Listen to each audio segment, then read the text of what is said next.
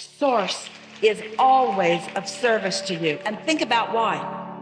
When you have negative emotion, the reason you feel negative emotion is because you're having a thought and your inner being won't join you. That's service. That's staying in resonance with who you really are and what you really want, so that if you want to feel good, you've got to find vibrational resonance with that. That's service. Humans think that service is really hearing you in your struggle, being motivated to try to help you from the place of utter disconnection. That's what most people think service is. I will suffer enough that I will serve you. We say, no, you won't. You'll just suffer and need more service from somebody who's still in alignment.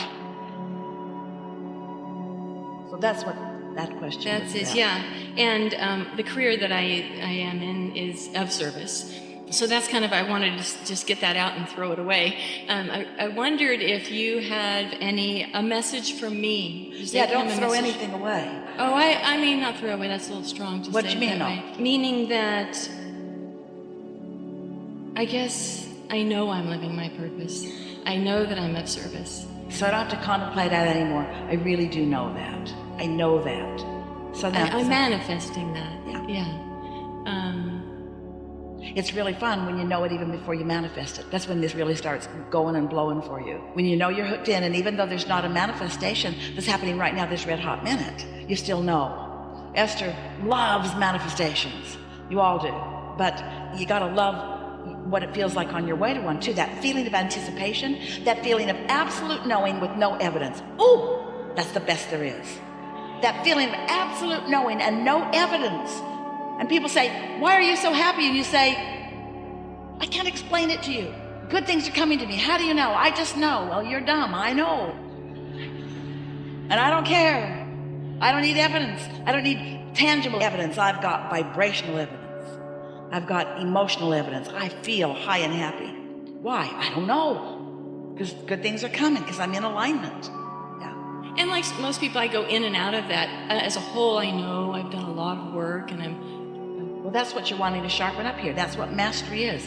Mastery is really being aware when you're not there, that you could be there if you tried a little, that you could be there if you just focus a little, that you could apply what you know with a little more deliberateness. And the more you do it, the better it gets, and the better it gets. The more you know it, the more you know it, the more you do it, and the more you do it, the better it gets, until people look at you and they just hate you. Because your life is so easy and you're so happy. And you don't need evidence, but you've got it all around you. And they say, oh, you keep saying you don't need any evidence, but look at that, new house, new car, new love, new money, new thing. You say, yeah, it just seems to follow my happiness. Yeah.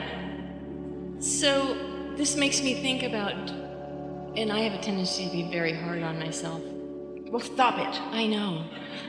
Don't give yourself permission to be that. You just confess to us. We don't want that kind of confession.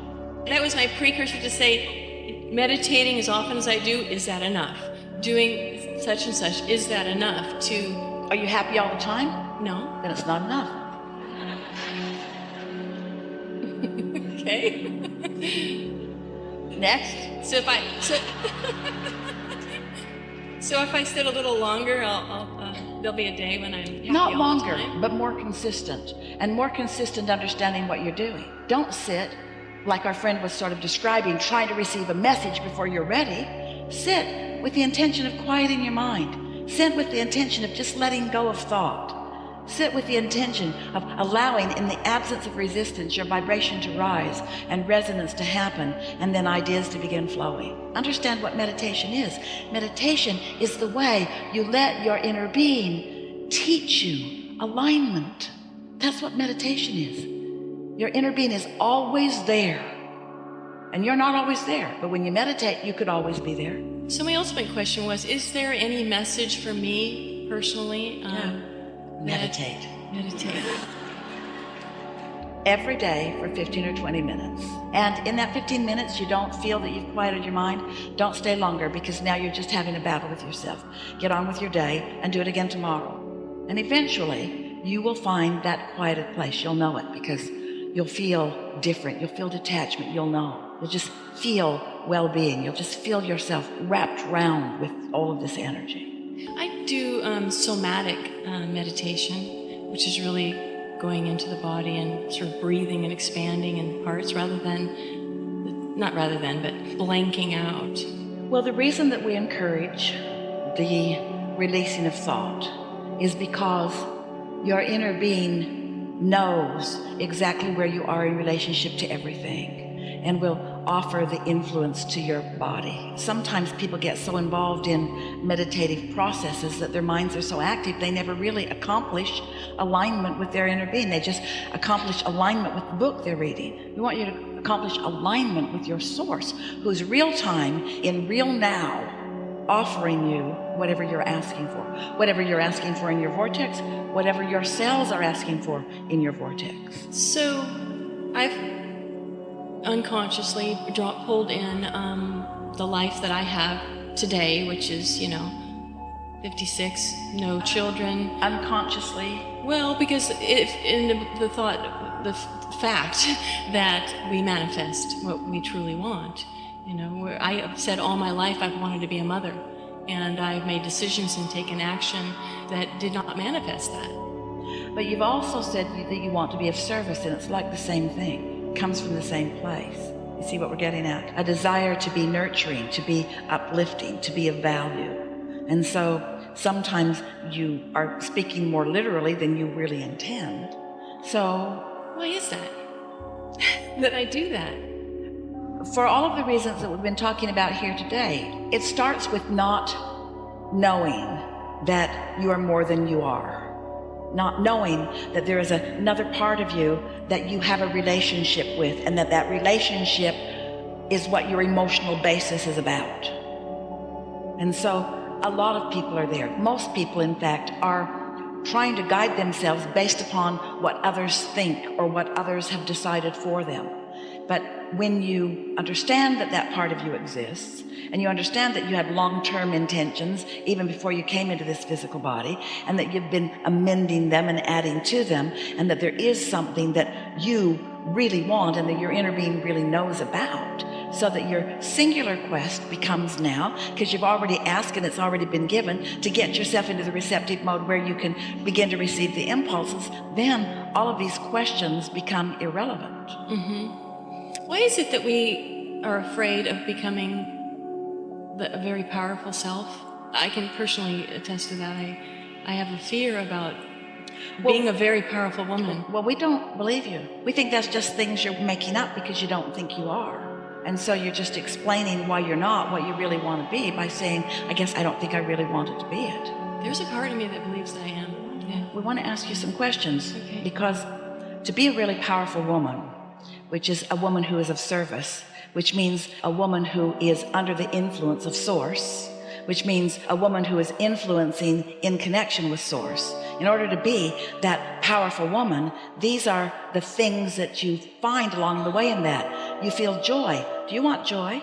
Yes. Then you want to be a powerful woman. Do you like clarity? Yes. Then you want to be a powerful woman. Do you like insight into things? Then you want to be a powerful woman. So can you see how that's just stuff you've been making up? Maybe you heard it somewhere, but none of it rings true, does it? I don't know, I followed you. You mean all that you just said? Yes, it rings true. None of that not being a powerful woman because I don't want to be. No, it's almost like bird. I just get distracted from my mission, this other voice and all the physical actions and things I've done to produce who I am today. Here's the thing that we want you to hear. You heard a whole lot here today, and we acknowledge that you heard it. So that all of these things that you are saying are irrelevant given what you now know. But you're still saying them because you've got the habit of saying them. You've decided that that's who you are, but that's not who your inner being knows that you are, and right now that's not who you know that you are. So our encouragement is to no longer practice that old defeating, powerless conversation. Think how powerless the words are that I'm afraid of my own power. Have you ever heard any more powerless words than I'm afraid to be powerful? It is completely illogical. And you want to know why you do it?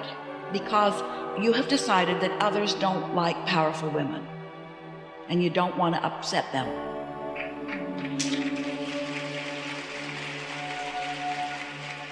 And that's because you and almost everybody else, you're catering to what they think instead of to what you think.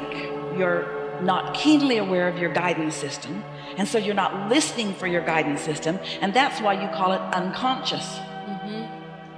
You say. Yeah. But now, feel how different things feel now, just because of the resonance that you've been feeling as a result of the conversation here in this room, and most specifically the conversation right here and now. You are a powerful woman. When you think otherwise, you've unplugged your vacuum, you've disconnected, and then that feeling of powerlessness is your indication that you're right now out of your power. Well, of course, if you keep making your definitions of who you are when you're not in your power, you could come to the conclusion that I'm not powerful, but that's not even true of you, because often you connect and you know that you are in your power, in your influence, in your energy, you see. So we say often, in fact, we feel it so strong that Esther often translates it as shouting, stop it. Stop arguing for your limitations, because we felt you come with us and then you repeated an old thing that you don't even right now feel. It's just something that you're used to saying. We don't know where you're getting your gratification from that, because really, do you know anybody? Have you ever entered a conversation, you're meeting someone new, and you sit down and they say, how are you? And you say, I'm good, but I'm powerless. I don't know why, I've just never let myself have my power. I thought it was meaningful to our relationship, because have you ever said that to anyone? Or can you imagine someone saying that to you? If someone said to you, so you're sitting over lunch and you look across the table and you say, what's up? And they say, I feel powerless. What would your impulse be? I feel powerless. Wouldn't you want to say, well, you're not powerless. You might be pinching it off, but you're not powerless. Would you say, oh good, I'm powerless too? Let's join groups. Because if we get enough powerless people together, we'll have power. If we can find enough of us that are disconnected from source energy, we'll join together in groups and we'll have the power. Yeah, you'll have the power for mediocrity. You'll have the power for yucky things that don't feel good. You'll have the power for dismal conversations and miserable life experience, but that's not power. Power is joy. Power is love. Power is appreciation. Power is knowing. Power is clarity. Power is the universal energy that creates worlds flowing through your fingertips. So you say, I'd like some of that. And the universe says, there you go. And you say, I did that because I have power. Yeah. Anything you want. And so what you're getting on a daily basis is just how much power you think you have. How much that you're allowing yourself to have. Sometimes you don't allow it because other people have told you you're not worthy. Sometimes you don't allow it because you yourself don't, or you feel like you're not prepared. You make up all kinds of reasons for not knowing that you can have it if you want. But if you could just catch the spirit of being ready to be ready to be ready, and that it will just continue to unfold in pleasing ways for you, and that no one is keeping score except you, and your scorekeeping is not good for you.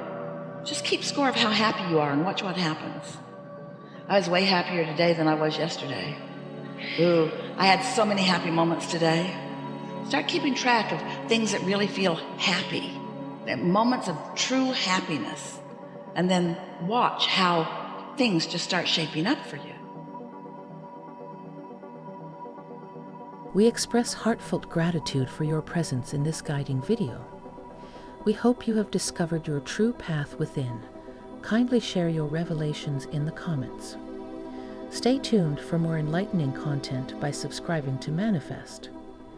Blessings upon you, and see you on the next video.